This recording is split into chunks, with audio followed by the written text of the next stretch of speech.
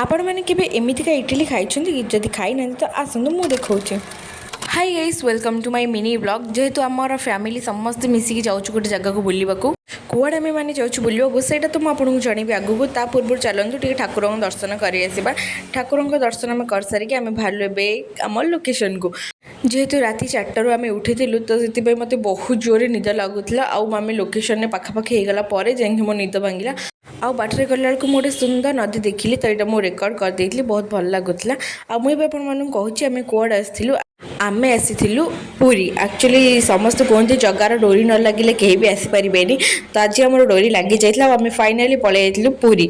आपने जानते पुरी जीव माने ना फोन अलाउ थिला ना किसी अलाउ थिला। मो बाटर शोई आसी देखिपे मो मोटा केमी देखा मत प्रबल निद लगुला।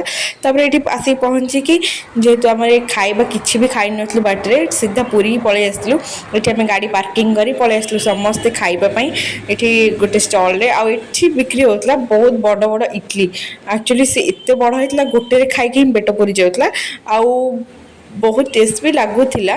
किंतु एत बड़ जेहेतु इडली होता तो आम गोटे गोटे समस्ते खाइलु। तापर आगू कौन है मुझे जनइबी नेक्स्ट ब्लॉग रे। वीडियोटा भल लगी लाइक शेयर सब्सक्राइब करने को भूलें। रोचे देखा नेक्स्ट ब्लॉग रे।